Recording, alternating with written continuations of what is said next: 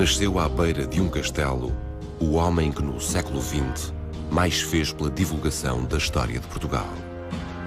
O castelo é o de Leiria e esse homem é José Hermano Saraiva. Era o já longínquo ano de 1919. É preciso dizer o que era Leiria nos anos 20. Eu nasci em 19. Leiria nos anos 20, Leiria dos Cónegos, Leiria do Seminário, Leiria de Fátima, é nessa altura que aparece Fátima. Lembro da primeira vez que saí de casa, porque os meninos lá não saíam de casa. Havia uma distinção enorme entre menino e garoto. O garoto usava calções esfarrapados, dizia palavrões, tinha piolhos, enfim. O menino não, o menino usava um fatinho à marinheira, enfim, e não ia à rua, para não haver nada disso. Eu só pude sair aos 7 anos para ir à catequese. Era, pois, um bom menino, o retratado com arte nos crevões e aguarelas do tio João. E tinha invulgar capacidade para escrever e contar histórias, segundo lembrava a madrinha que o ajudou a criar.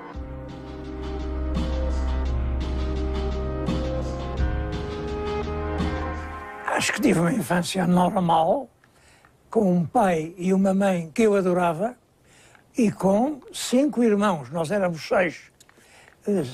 Éramos todos muito amigos, e essa ideia de que todos éramos irmãos, essa ideia extrapolou da família para o mundo. José Hermano Saraiva é o quarto dos 6 filhos de um homem que começou como marçano, mas se tornou professor de História, escreveu livros e chegou a reitor de liceu. Aos 6 anos, já ajudava o pai a medir e desenhar a planta do castelo. E foi a mãe que o ensinou a ler e a escrever, pela cartilha de João de Deus. Quando foi para a escola, entrou logo para a 3ª classe. Foi, portanto, numa família culta que o futuro divulgador da história de Portugal cresceu. Aprendi a ler e a escrever com a minha mãe, ao colo dela. Entrei no liceu ainda com 9 anos, mas comecei as aulas, tinha acabado de fazer os 10. Nunca fui um grande aluno, mas também nunca fui mau. As circunstâncias da sua juventude foram as do Portugal onde se estabelecia a disciplina do Estado Novo, depois da agitação política e social da Primeira República. Amigo do ar livre, o jovem José Hermano torna-se primeiro escoteiro. Em vésperas da Segunda Guerra Mundial, voluntaria-se para a mocidade portuguesa, num mundo que então se dividia em bolchevismos, fascismos e nacionalismos. E eu entrei também na mocidade, voluntário, e frequentei a primeira escola de graduados. Fui dos primeiros que andei com os cordões e tal. Um dos meus chefes de esquina, aliás, muito bom, era o futuro almirante Rosa Coutinho. Estive na mocidade também não muito tempo, porque julgo que aquilo foi muito mal orientado. Os quadros para dirigir aquilo eram jovens oficiais do Exército, quando deviam ser professores. De maneira que aquilo, a atividade da mocidade era capaz. O Zé, onde quer que ande, é líder. Era ele que fazia os discursos com o esquadrão, eu não sei agora se chama o esquadrão, enfim, o batalhão da mocidade portuguesa que estava ali em sentido nos campos de futebol do Passos Manuel. Era ele que incentivava, também era o comandante do grupo daquilo tudo. Na faculdade, ele foi o presidente da Associação Académica, fundou um jornal que era a Quinzena Literária, que aliás era um belíssimo jornal académico, que publicou 4 números, depois não teve dinheiro para publicar mais. Enfim, onde quer que fosse, foi o líder.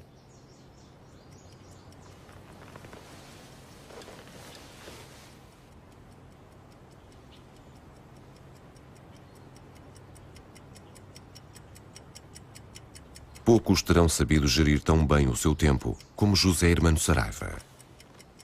Durante toda a sua vida, nunca parou de pensar, escrever, fazer e dizer. A vocação para falar em público surge-lhe cedo. Faz o seu primeiro discurso formal aos 15 anos no Conservatório Nacional. Nunca mais deixa de encantar audiências. Desde garoto, eu adorava subir para uma cadeira e fazer um discurso. Recordo-me que quando estava no Liceu de Leiria, portanto no terceiro ano, os colegas elegeram-me para fazer o discurso de saudação aos antigos alunos. Depois, na tropa, em Penafiel, o batalhão elegeu-me para fazer o discurso do fim do curso. Havia uma festa, uma parada, e um tinha que falar. Escolheram a mim.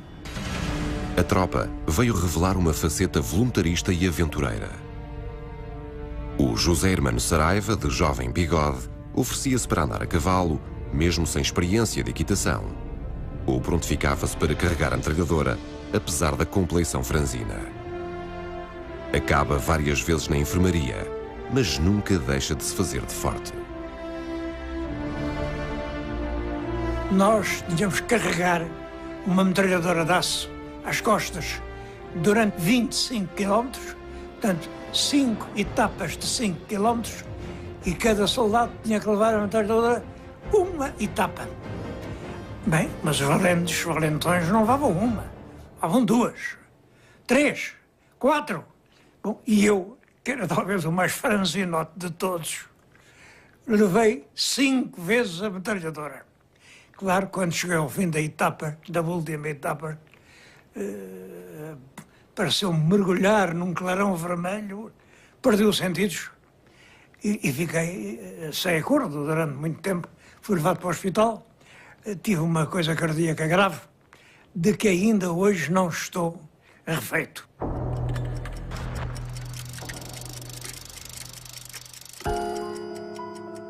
Também na Faculdade de Letras dá nas vistas, mas não é convidado a dar aulas na universidade, como as suas notas justificariam.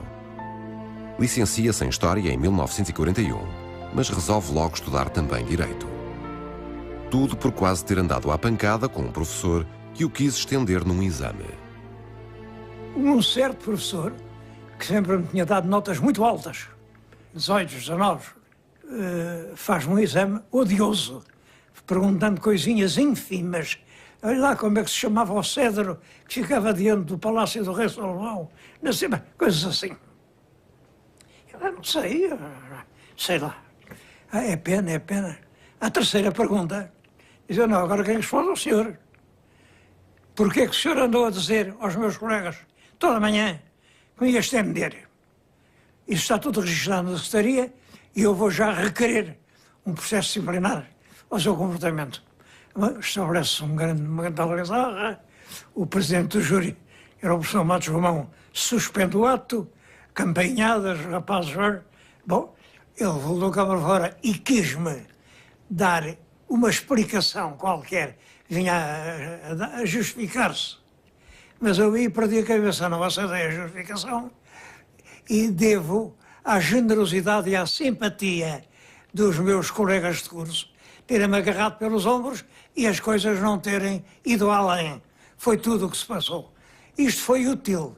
Foi útil porque eu contava ficar na faculdade, com as notas que tinha, e com isto eu não fiquei e fui matricular no mesmo ano, logo a seguir, na Faculdade de Direito, onde me formei com nota alta, com 17. É, contudo, ainda na Faculdade de Letras, que encontra o grande amor da sua vida.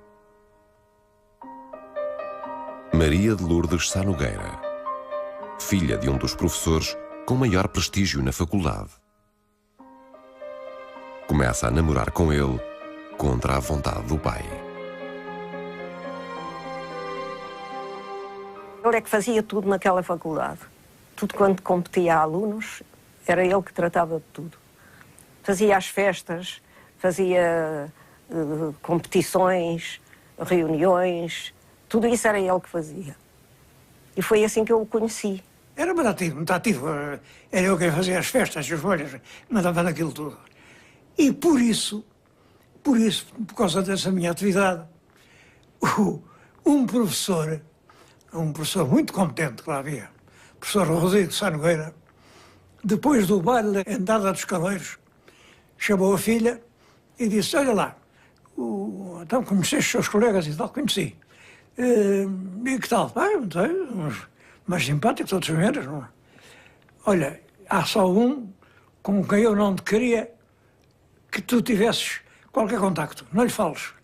É um tal Saraiva, tem a mania que manda disto tudo, tem a mania que a faculdade é dele e, portanto, tu com esses, fazes favor, não tens ligação nenhuma. Bom, quer dizer que isto foi bastante para ela, no dia seguinte, vir falar comigo. Casam-se 5 anos depois, terminados os estudos.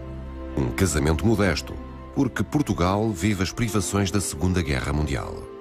A lua de mel será em casa do avô materno, na aldeia das Donas. Mas é muito lenta a locomotiva que os leva à Cova da Beira, por causa do fraco carvão da época. O casal resolve por isso apiar-se em Alpedrinha e atalhar caminho pela Serra da Gardunha. Neva e faz frio, mas ali começa uma aventura que ainda persiste. Tinha caído um nevão enorme e nós tínhamos de subir a serra e depois descer para o outro lado para darmos a volta e vir para as Donas. Bom, estava tudo coberto de neve e ainda para cima havia um nevoeiro muito denso que não deixava uma pessoa saber onde é que estava. Que não se via casa nenhuma, não se via aldeia nenhuma, nada. Íamos subindo.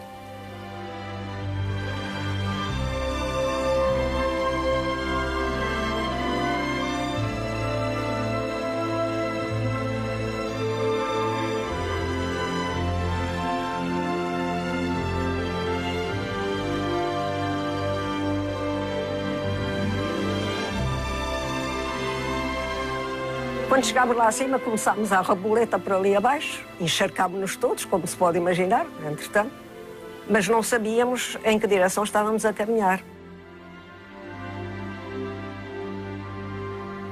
Todos ensopados, mas não estávamos muito cansados, ficámos muito felizes com aquela volta. Entre os 5 anos que a gente se namorou e os 65 que durou o casamento, não há grandes mudanças, porque eu penso que o comportamento de um homem casado, civilizado, é idêntico ao do namorado. Tem a obrigação de dizer amabilidades, tem a obrigação de dar presentes, tem a obrigação de oferecer passeios bonitos. E se fizer assim, o casamento dura tantos anos quanto a vida. O casal vai viver para a mansarda da casa do pai do noivo, nesse tempo reitor do Liceu Passos Manuel. A casa ainda existe, a precisar de obras. O reitor morava então nas próprias instalações. José Hermano Saraiva também fica a trabalhar no liceu, um dos melhores de Lisboa. Dá aulas de História e de Português e revela-se um professor que gerações de alunos não esquecem. A nossa turma, que no Passos Manuel era um pouco rebelde, etc., mas com ele não era preciso exercer nenhuma disciplina, porque aquilo era tão interessante, tão bem dito, tão bem falado.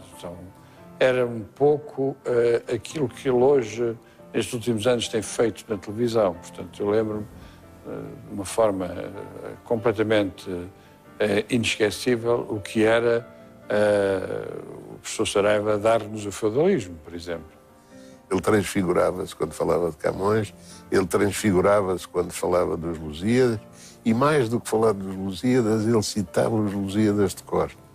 E falava-nos nos cantos e dizia, agora, embora sempre naturalmente a contarmos os versos e a dividir orações, que era uma prática que naquela altura se tinha e que eu acho que não fazia mal a ninguém, pelo contrário. A imagem do professor Saraiva naquela aula do Passos Manuel, virada para o pátio exterior, a dar-nos aulas de história, e nomeadamente porque parecia um filme em funcionamento, que era o feudalismo. Tivemos aquilo tudo, enfim, até comprávamos livros estrangeiros para poder ler as coisas. Foi de facto um professor nos cativou imenso para aquela disciplina e como pessoa, com o seu estilo pessoal, que ainda hoje tem, mas nunca foi um professor que a gente, com a irreverência própria da altura, pudesse gozar, não é? Não, era uma pessoa respeitada, era uma pessoa, a meu ver, querida dos alunos, e penso que nós todos recordamos com gosto. Era um professor austero, mas também usava os métodos de ensino mais inovadores. Eram, por exemplo, os próprios alunos que faziam o seu compêndio, que ele depois mandava encadernar. E para toda a vida ficou recordada uma poesia declamada nas ramadas da árvore do recreio. Um dia, lembro-me que tivemos uma aula nos jardins do liceu. Essa aula foi feita numa árvore, uma árvore gigantesca que existe lá nos jardins, em que cada um de nós ficava pendurado num galho dessa árvore e recitámos uma poesia muito bonita, Os Ninhos, do Afonso Lopes Vieira, que era mais ou menos assim. Os passarinhos tão engraçados e, na outra ponta do galho, respondeu outro aluno, fazem os ninhos com 1000 cuidados. E durante a poesia toda foi dita e ocupámos realmente a hora da aula nesta situação muito curiosa, muito engraçada e muito pedagógica até.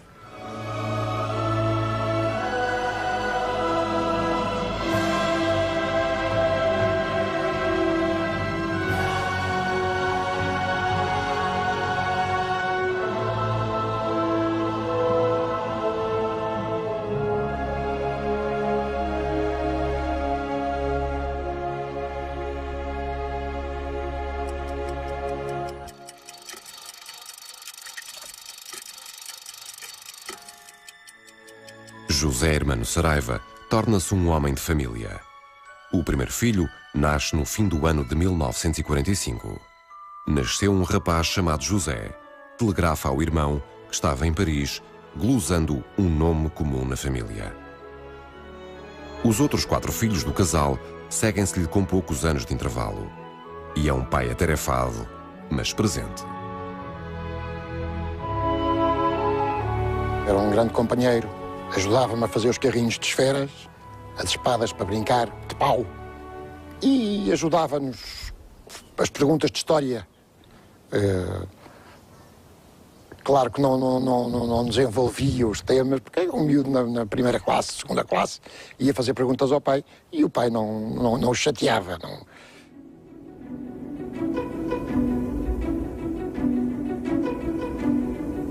O apego à família, aos valores católicos e tradicionais e ao Natal também o exprime no presépio que ele próprio monta em casa. O meu marido começou este presépio, estávamos ainda nós na faculdade. Ofereceu-me no Natal as figuras essenciais. Depois, cada ano, comprava novas figuras. Depois que casámos, nunca mais deixámos de fazer o presépio. E bastante mais tarde já tínhamos os filhos, já podíamos viajar um bocado e íamos a Nápoles comprar as figuras. E foi assim que este presépio apareceu deste tamanho e construído como está.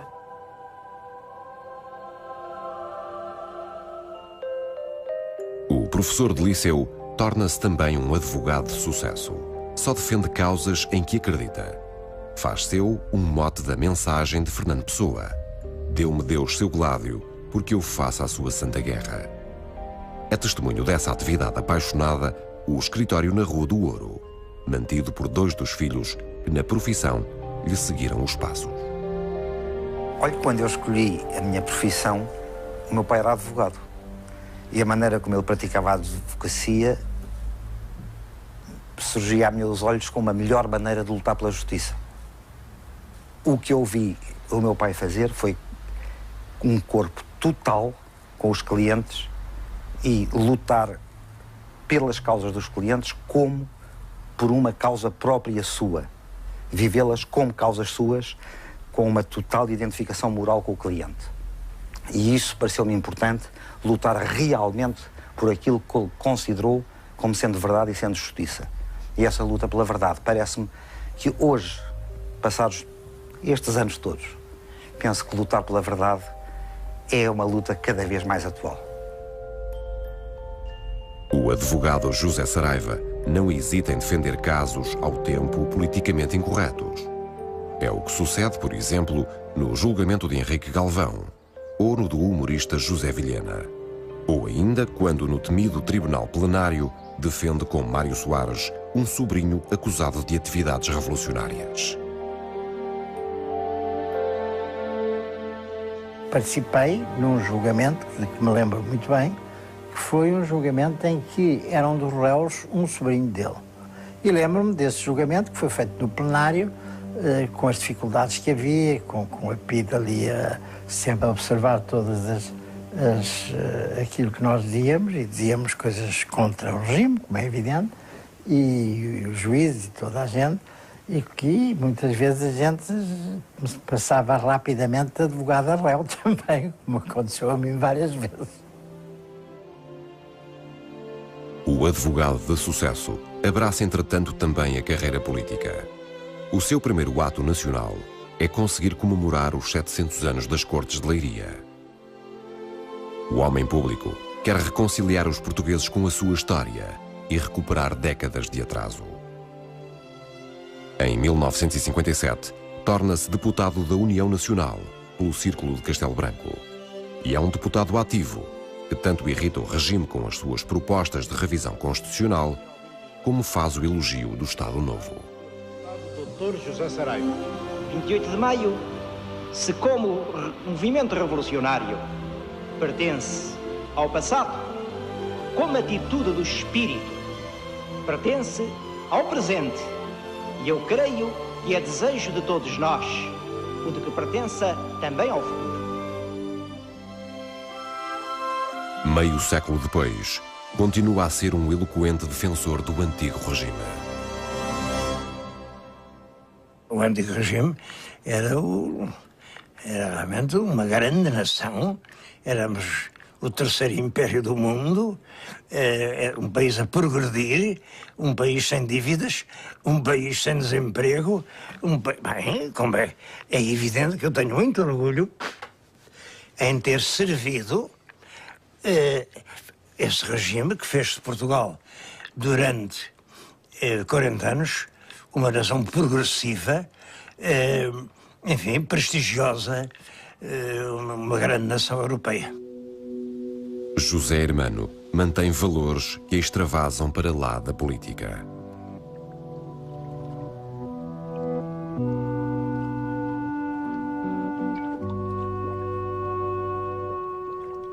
Toda a vida foi muito ligado ao irmão, o historiador António José Saraiva, que era então comunista e exilado político.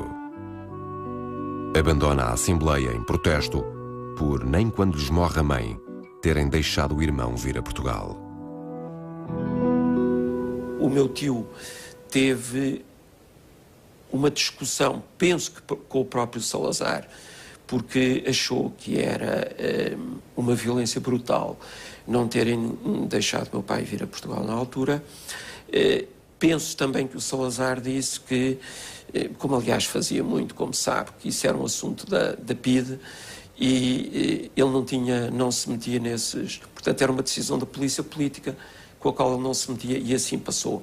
Mas isso, o meu tio colocou sempre a relação de família e, em particular, a relação com o meu pai acima de qualquer interesse político. Isso é uma coisa que seria injusto não reconhecer. A reaproximação ao Estado Novo demorará anos. Ocorre depois de um episódico regresso ao ensino e na sequência do trabalho que já tinha desenvolvido na edição da Coleção Educativa, uma série de livros simples dos mais variados autores com que o regime pretendia melhorar a educação de adultos.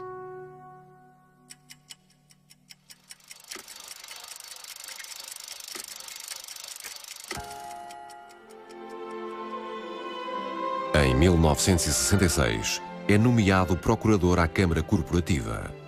Ali redige um parecer sobre o Plano de Fomento Educativo, que é, na verdade, toda uma proposta alternativa aos projetos do governo para a educação. É também ele que, nos 40 anos do golpe militar do 28 de maio, faz um discurso que quase leva Salazar às lágrimas. Estas pessoas que vieram, não vieram só para ouvir, vieram também para dizer. A mensagem que elas trazem, e que eu não quero mais retardar, temo-la sentido crepitar nestes aplausos, temo-la sentido vibrar no sentimento de todos, é a mensagem de uma infinita gratidão àquele a quem devemos a paz, a independência verdadeira, a nova grandeza da pátria. Mais de 4 décadas depois deste discurso, José Hermano Saraiva mantém a melhor opinião acerca de Salazar. Este homem, muito jovem, praticamente posto-formado, vem para o governo, domina todas as pastas, é nomeado chefe do governo, fabrica o regime, porque o regime foi ele que o inventou, faz uma Constituição, Constituição de 33, e sem ter uma força, um exército, uma fortuna, uma família, um partido, sem ter nada, ele sozinho, pela sua força de caráter, dominou o país durante quase meio século. E ao morrer estava na miséria. Eu julgo que não há na história da Europa outro caso assim. É um caso espantoso. Pode-se dizer, o meu resumo para o Dr. Salazar era este. Foi realmente um ditador, mas foi um ditador santo. Era uma hipótese que nunca se tinha posto. O ditador é sempre um bandido. Aquele não era bandido, era santo. Está-se já em 1968, quando José Hermano Saraiva é inesperadamente chamado ao Forte de Santo António da Barra, em São João do Estoril, a residência de verão onde Salazar se isolava. Apesar das suas objeções, é convidado a pôr em prática o seu plano para a educação nacional. Estava sentado numa cadeira com uma manta de viagem pelos joelhos. Era verão, isto era junho ou julho. E fez-me o convite, uma conversa muito serena, sobre... Ele já tinha de mim uma boa ideia por causa de uma coleção de livros que eu fiz para o povo ler. E disse-me que me considerava a mim um grande professor e que era nessa qualidade e para realizar aquele plano que me convidava para a Ministra da Educação. Os arquivos da RTP guardam horas das visitas país fora do ministro José Hermano Saraiva. Nunca se tinha visto um ministro da Educação tão mediático e ativo. Ele diz que foi o ano mais longo da sua vida. Quer modernizar atrasos de décadas e lança bases para mudar a pedagogia, os estágios, os liceus, criar saídas profissionais através dos institutos politécnicos. Faz um plano nacional de leitura e aumenta os professores primários. Ele contribuiu de maneira decisiva para diminuir, não direi para anular completamente, não assim, a falta de educação, de largas escalas de miúdos, como nós éramos na altura, não é? Analfabetos. Saraiva foi o primeiro que fez uma grande campanha contra o analfabetismo e conseguiu resultados. O Dr. José Hermano Saraiva, no seu gabinete, recebia toda a gente. Fazia pequenos discursos no seu gabinete excepcionais. Há um outro aspecto que eu não posso deixar de mencionar, é que nos obrigava aos secretários, aos subsecretários, a trabalhar valentemente, não assim, sem horários, não assim, sem uma imposição de tempo das tantas às tantas, não. É preciso fazer isto. E nós fazíamos. Eu tinha a preocupação de que os professores do ensino primário estavam extremamente mal pagos. E era preciso dar-lhes uma... Bom, reuni os meus 2 subsecretários e os meus diretores gerais. Lá ver isso, e recordo que um deles disse: o senhor não é o primeiro a tentar resolver esse problema, todos os ministros têm pensado nisso, não é? Bom, e eu, que era nessa altura um fumador inveterado, disse: mas a gente às vezes tem a solução diante dos olhos e não a vê. E o que eu vejo diante dos olhos é o meu cigarro a arder. Um cigarro, são diante dos olhos, digo para um dos secretários: olha, ligo-me lá para as finanças quantos milhões de maços de cigarros se vendem por ano. Então, era uma quantidade muito grande, mas que, aplicando 5 tostões a cada maço, dava uns milhões de contos, que me permitia subir os ordenados dos professores em 2 ou 3 graus. Foi uma subida grande. José Hermano Saraiva só assiste a um Conselho de Ministros com Salazar, que o alerta para a iminência de 1 de maio de 68 em Portugal. Depois, o ditador cai da sua cadeira e é internado no Hospital da Cruz Vermelha. José Hermano está em primeiro plano no corrupio de potenciais sucessores.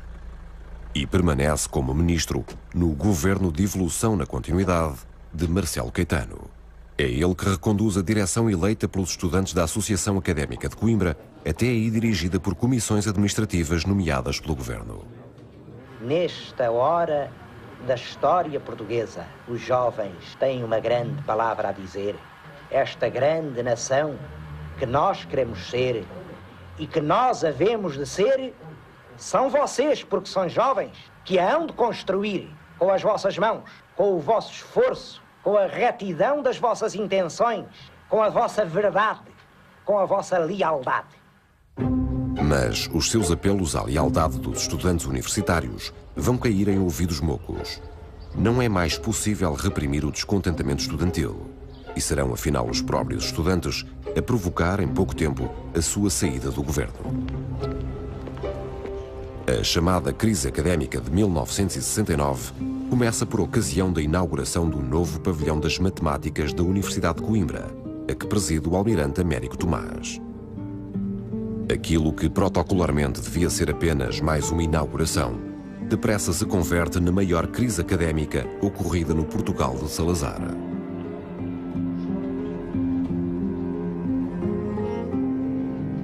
O momento dos discursos solenes é aproveitado pelo presidente da Associação de Estudantes, o depois ministro socialista Alberto Martins, para pedir para falar em nome dos estudantes da universidade.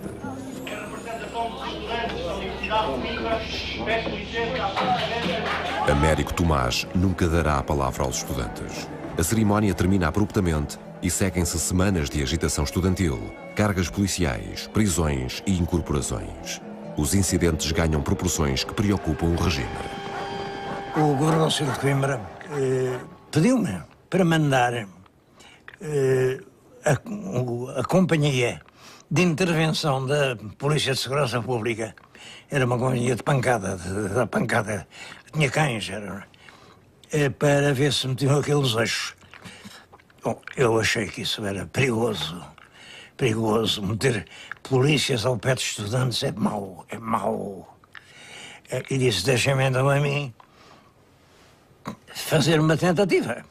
E se eu falhar, mandei lá a polícia. E numa sexta-feira fiz esse discursito da televisão que deu exatamente o resultado que eu queria. A nação não pode compreender que a circunstância de se frequentar a universidade, isente de deveres e de responsabilidades que estão nas leis e, portanto, são de todos, e que deveriam estar nas consciências de todos. Eu espero que este meu apelo seja ouvido, mas não é com uma vaga esperança que concluo, é com uma certeza, é de que a ordem vai ser restabelecida na Universidade de Coimbra. A crise académica termina meses depois, mas o discurso acaba com uma carreira política. Marcelo Caetano substitui o ministro impopular, ainda assim condecorado por Américo Tomás.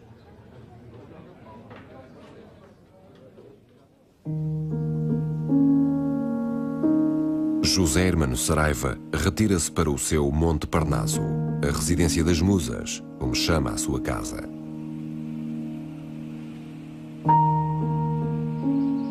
Há anos que não tinha assim tempo para si mesmo. Ele próprio planta em Palmela as suas árvores, partindo a golpes de marreta a rocha calcária. Aqui faz construir uma casa que também concebe, desde os alicerces à decoração. Conta só com a colaboração do seu irmão Fernando para os cálculos de engenharia. Revela-se uma insuspeita vocação de arquiteto. Era um arquiteto brilhante, não tenho dúvida nenhuma que sim. Esta ideia que eu tenho do meu irmão Zé, qualquer profissão que ele tivesse seria sempre brilhante nessa profissão. Não tenho dúvida nenhuma a esse respeito. A minha intervenção naquilo foi mais de calcular uma laje aqui, um pilar acolá, mas de resto a concepção arquitetónica da casa e a decoração, que aquilo é uma casa que é um misto de arquitetura e decoração, é exclusivamente dele. Porque foi a imaginação dele que fez aquilo.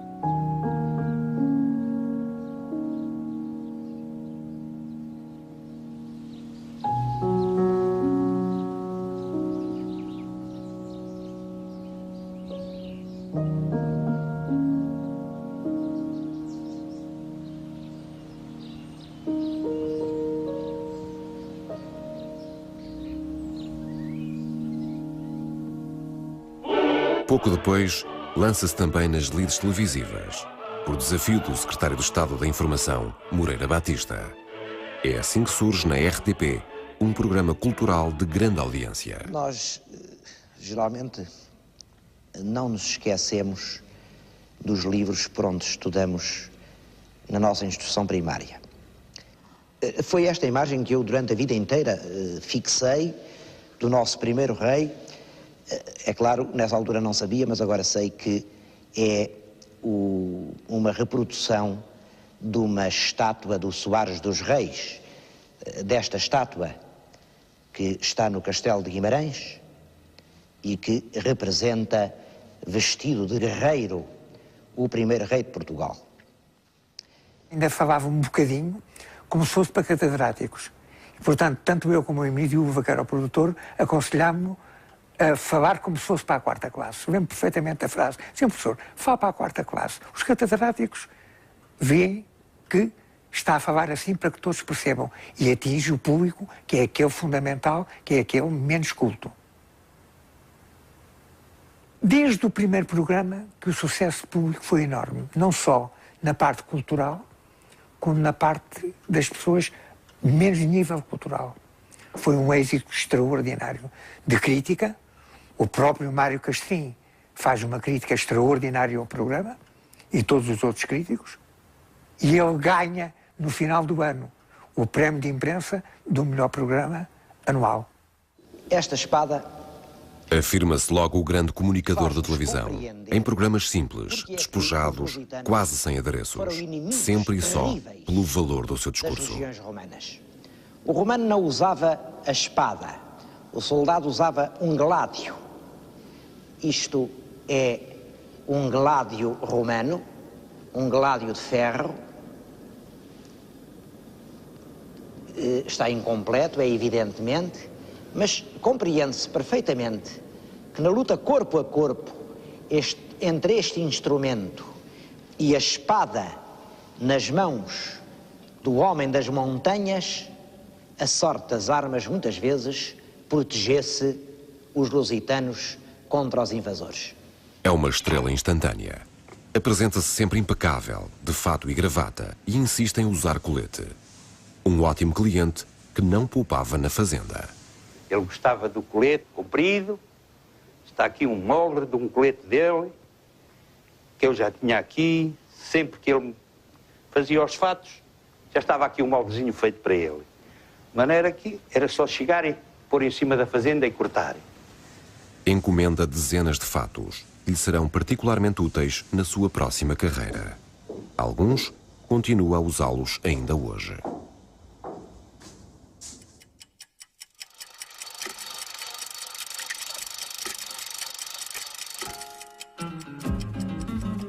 O êxito televisivo apenas é interrompido por uma missão diplomática. Marcelo Caetano nomeia o embaixador. No Brasil, então governado pelos generais, cumpre-lhe defender a guerra colonial. O governo autoritário e nacionalista do general Ernesto Geisel quer ter um papel mediador em África e ambiciona criar uma grande comunidade luso-afro-brasileira. Também nessa altura, salva pela primeira vez os Gilianes. Aproveita para a embaixada flutuante o antigo navio Hospital dos Bacalhoeiros. 2 décadas depois, será ainda ele um dos que resgata pela segunda vez da sucata o atual navio-museu. E é ainda no Brasil que o 25 de Abril o surpreende madrugada alta. Mas depressa se adapta às circunstâncias. Logo de manhã, dá uma entrevista para tranquilizar a grande comunidade de imigrantes portugueses. Estava a dormir, telefona-me um diplomata americano a dar uma notícia, mas uma notícia alarmante, a dizer que uma violenta revolução, Lisboa em chamas, bombardeamentos, sangue, mortos, diabo. Bom, eu tentei confirmar a notícia, mas as notícias eram muito aterradoras. E eu resolvi inventar a minha verdade e reuni os portugueses de manhã, logo de manhã, às 9 da manhã, e disse que se passou. Foi uma simples mudança de governo, todos os países mudam, e não há incêndios, não há feridos, não há bombas, não há mortos, não há nada. Há amizade, que sempre houve entre portugueses e irmãos, portanto todos podem estar descansados. Eu é que não estava descansado a dizer isso, porque não tinha a certeza de que isto fosse verdade. O Brasil é um dos primeiros países a reconhecer o MFA. No mesmo telegrama em que o comunica a Lisboa, José Hermano Saraiva põe o lugar à disposição. Quando é mandado regressar, não sabe se vem para ser preso ou pior. A agitação revolucionária assenta a praça nos quartéis. A certa altura, muito perto da porta de armas, havia um pau de bandeira, lá no Gdaci, e houve uma reunião, sargentos, praças, oficiais, tudo ali reunido, porque ia ser lido um comunicado. Foi um sargento que o leu. Ainda sei o nome dele, não o digo, porque não gosto de dizer. E nesse comunicado é um papel que hoje se diz que nunca existiu. Mas eram os alvos a abater. Eram as pessoas que estavam a mais no país. Esse papel foi lido, havia muitos nomes que eu conhecia, outros que não sabia quem eram, só que entre eles estava o nome do meu pai. Eu fui falar com o Rosa Coutinho, meu colega de sempre, e contei a história. E ele diz-me, olha, Fernando, eu acho que o teu irmão devia sair daqui. Porque nós não controlamos essa gente. Quer dizer, nós não podemos controlar que ele de repente lhe assaltem a casa e façam qualquer coisa. Não é possível neste momento controlar isso. De maneira que ele saía de casa, ia para um sítio qualquer discreto para ver se esta onda passa. Saneado em 1975 do Liceu Gil Vicente, onde voltar a dar aulas, José Hermano Saraiva exila-se na Nazaré, a praia de banhos da sua infância. Aproveita para escrever. Já publicara outros livros, mas é por encomenda do editor Leão de Castro que redige a História Concisa de Portugal. Falo em 2 meses, baseando-se nos milhares de verbetes de uma vida de professor. Será o seu maior sucesso editorial. surgiu-me a ideia de utilizar os conhecimentos do professor na área da história para se fazer uma história que fosse fácil de ler por qualquer pessoa que soubesse, enfim, que não fosse iletrado. É a história de Portugal contada de uma forma muito simples e muito concisa. É o essencial que qualquer português deve conhecer. Vamos na 25ª edição, cerca de 190.000 exemplares, publicado na Itália, na Espanha, no Japão, na China, na União Soviética, em Inglaterra, em França, além de Portugal, naturalmente.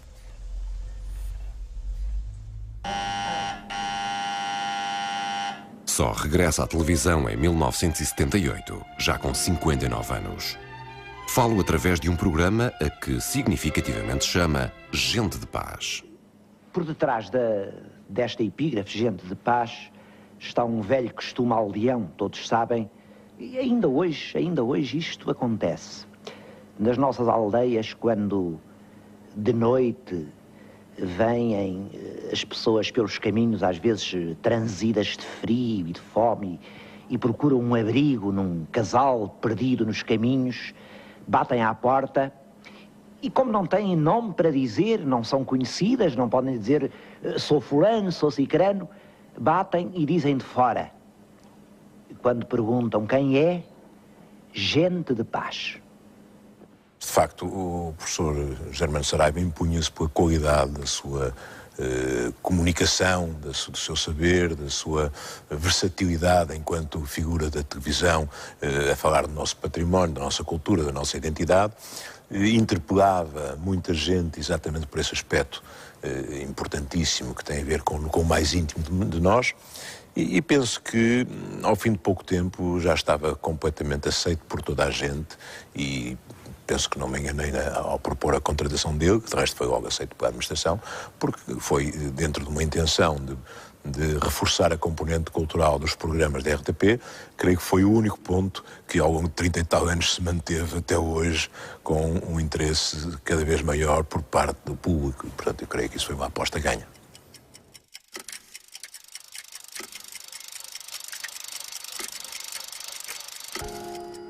Eu fazia parte do antigo regime, não me queixo nem de perseguições, nem de violências, não. Mas, em todo caso, é evidente, deixei de fazer parte da camada ativa do Estado. Isso é que me deu um tempo, disposição, alegria para fazer os programas da televisão. Eu, a partir de 25 de Abril, sou um homem da televisão. Já lá vão quase 40 anos. E continuo a ser. Falta só um, professor. Mais de 1000 programas depois, José Hermano Saraiva continua incansavelmente a assegurar uma emissão semanal. Não há memória na televisão portuguesa de nenhum programa tão duradouro. Tanto esforço impressiona ainda mais quem sabe o trabalho que um único minuto de televisão exige. O professor Saraiva está permanentemente em trabalho. Está sempre a trabalhar. Quer esteja na cama, quer esteja não sei o quê. A cabeça daquele eu chamava-lhe cientista, investigador, escritor, sei lá, ensaísta, palestrante, tudo aquilo que quiser. A cabeça dele está em permanente atividade. A acompanhar esta atividade está sempre José António Crespo. Foi a equipa deste pequeno produtor privado de televisão que tornou possíveis esses programas. E a história, tal como descrita por José Hermano Saraiva, continua a agradar, não obstante uma visão por vezes muito pessoal que o historiador uma vez justificou ao seu antigo aluno, Luís de Setão Monteiro. A história, quer se queira, quer não, é, efetivamente, tem algo de arquitetural, é metade de nós, o barro, é o tempo que o dá, mas a forma é a nossa imaginação que lhe imprime. E todos os historiadores fazem isso, só com uma diferença. Coitados, é que há alguns que se dão conta disso e têm a humildade de o confessar. Para trás, ficaram dezenas de milhares de quilómetros pelas terras quase todas de Portugal. E também algumas gravações mais trabalhosas, que mesmo para os mais geniais, a televisão se faz por tentativa e erro. O povoamento. Só desde que adoeceu gravemente há alguns anos é que o professor Hermano Saraiva recorre a notas escritas. Até aí, fazia os programas todos de memória, baseando-se em muito trabalho de pesquisa prévia. Preferia até improvisar para ser mais autêntico. E era perfeitamente capaz de fazer mais uma gravação à hora do jantar, ou até no decorrer do mesmo, como aconteceu, por exemplo, em Mirandela, a dar a conhecer a história da famosa alheira. A Grelha Transmontana da Alheira, porque isto é muito curioso, porque esta alheira está ligada ao drama dos judeus. Como sabem, os judeus não podiam comer carne de porco. Tá bom, pronto, assim já foi.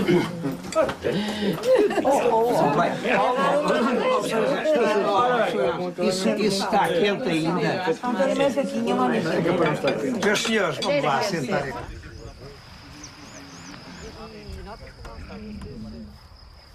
José Hermano Saraiva manteve também sempre a coragem para concretizar filmagens mais arriscadas. Agora não sai dali o gado.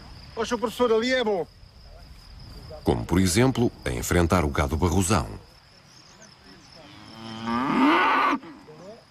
E até virar-lhe as costas face aos imperativos da Câmara, durante estas gravações em Montalegre, quando já contava mais de 80 anos. E há uma coisa que eu não entendo.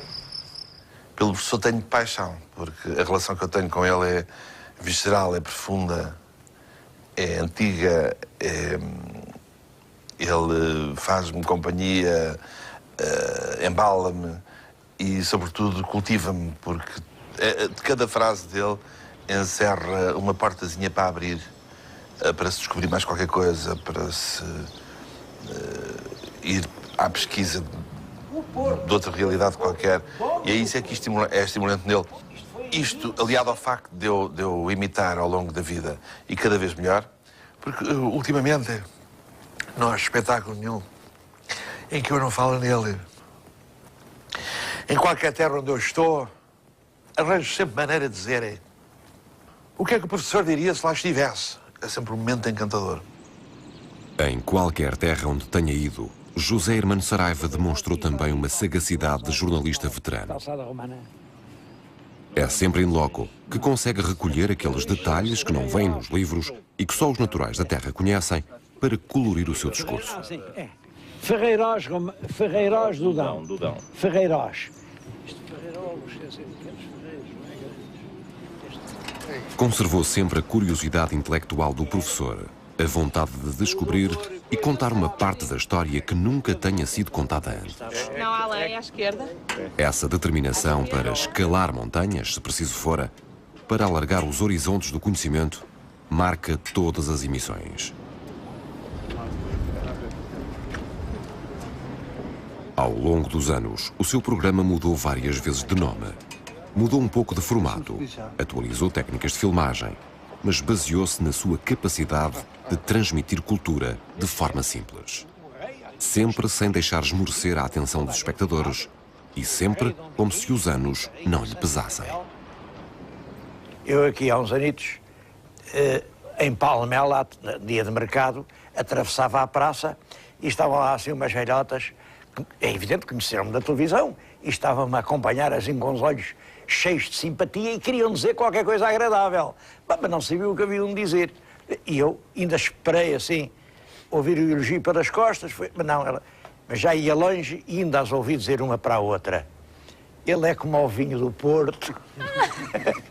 Ora, eu já gostava muito de vinho do Porto, mas assim ainda gosto mais.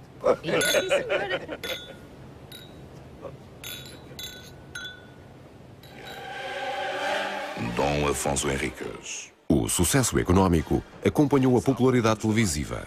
A fama trouxe fortuna. Nos anos 90, foi das primeiras figuras públicas da RTP a fazer publicidade. História, os rostos não são tudo. Geria apenas a imagem que tinha construído. Uma atitude hoje habitual, mas na altura muito criticada a um historiador. muito belas estas medalhas. O reconhecimento académico tardou um pouco mais. Em 2010, a Academia Portuguesa de História haveria finalmente de o homenagear publicamente, em sessão extraordinária, pelo trabalho de uma vida na divulgação da história de Portugal. É uma vida cheia, uma vida cheia. Acho que o Zé fez aquilo que queria fazer. O Zé tem uma data de livros publicados, coisa que ele desejava fazer. Foi um homem influente na cultura portuguesa. As investigações dele sobre o Camões são pedra fundamental da figura do Camões que hoje é considerada. Transformou a ideia que se tinha sobre o Camões. Quer dizer, o Zé é um homem que somou sobre a vida toda êxito sobre êxito.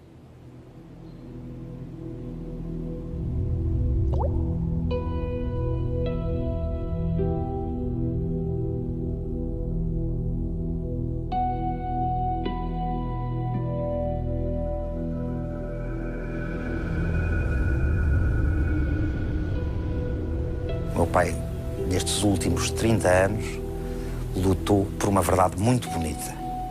É levar aos portugueses algum conhecimento de si próprios para que se amem um bocadinho mais.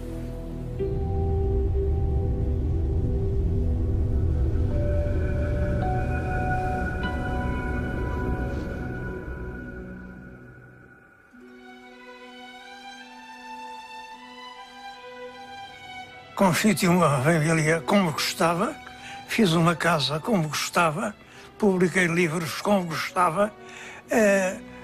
Só tenho amigos, eu não tenho inimigos. A ideia da morte realmente é a meta da chegada, é uma meta de chegada. Para o corredor, avistar a meta é uma alegria, estar perto da meta. Se realmente durante a corrida a gente não cometeu nenhum erro, se a gente vai chegar à meta na hora certa, eu com 91 anos que tenho, penso que já é a hora certa e, portanto, é com alívio, com uma certa alegria que penso, claro, com saudade de todos os que aqui deixo.